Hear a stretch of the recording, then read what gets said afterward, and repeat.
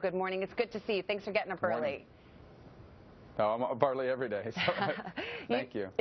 Up late and up early in this case. You said last night to your supporters that you were disappointed. You were very straightforward about it, and you said the loss is not on them, it's on you. And it strikes me that this was really the first time you owned up to Saturday night's debate being not a great performance for you and having an effect. Do you think you should have said something like that sooner, been more authentic about it, and maybe that would have salvaged the moment?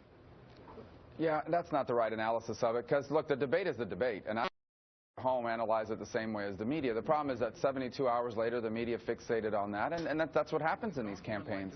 And so the last thing people heard about our campaign in many cases was something bad happened on Saturday night with Marco Rubio. And when you look at the margins between third place and fifth place, just a couple thousand votes, that's enough in an election like this to make a difference. So I wanted my supporters to know they ran a great campaign, they worked hard, they did everything they needed to do. To the extent we finished shorter than what we wanted to, it was because of me.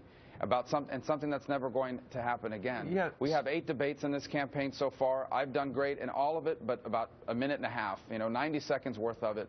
And that will never happen again. This election's too important. It's not just about winning the election. It's about what's at stake here. And I think in the months and weeks to come, you're not going to see anyone work harder or more passionately, not just to win an election, but to turn the country around. Senator, you say it will never happen again, and what that leads me to believe is you feel it was just a bad performance, yet a lot of political analysts are saying it was something more serious, that it was exposing a major flaw in you as a candidate, and they translate that to a lack of depth. How do you answer that?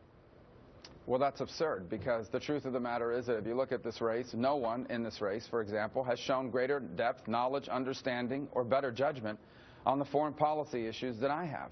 And the fact of the matter is that debate was 2 hours and 15 minutes long. I got asked a host of questions on complex things, and I answered every single one of those questions with as much or more depth than anyone else in the race. So I'm not worried about that part, because I think both our record on those issues are clear, and moving forward, we're going to make it clear. There is not an issue before this country that I cannot discuss in depth with anyone in this race. And by the way, when it comes to foreign policy and national security, I have more experience and have done more work than all the other candidates remaining in the Republican side combined. So I look forward to that conversation as well as we head into South Carolina. And how do you combat that perception if it takes hold, that, that spouts off talking points, or as one person said it from another campaign, that you're a mile wide but an inch deep? Well, I'm on the air with you right now. You can ask me any question you want, and on any policy issue that you would like, and we can discuss those in depth. I don't know what you're going to ask me. I do this every day. So I don't think that's the narrative that's taking hold. I think the narrative that night was we had a bad debate. People heard about it on the news. And the real where it really hurts is you can't get any other message out, because all they want to ask you about is the debate that night.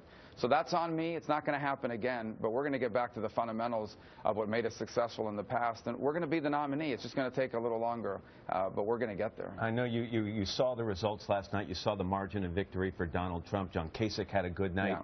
In your heart, do you think anyone can stop Donald Trump from getting the nomination right now? Sure.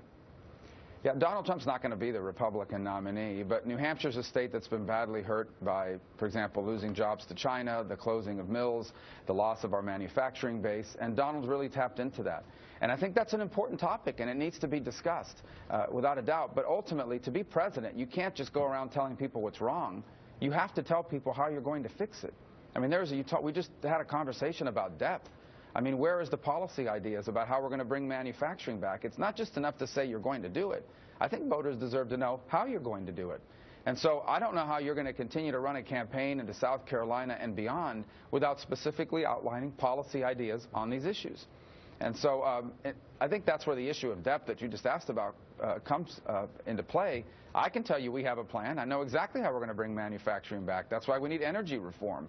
That's why we need tax reform. Our tax code here is among the most expensive in the industrialized world.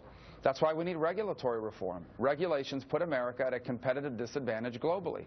So we're getting into the part of the campaign now where the race is getting narrower and less people in the race, and there's going to be on policy, and we'll see how people hold up. They're going to have to step up and outline their solutions to these serious problems. Senator Marco Rubio, thank you for your time this morning. We appreciate it. Thank you.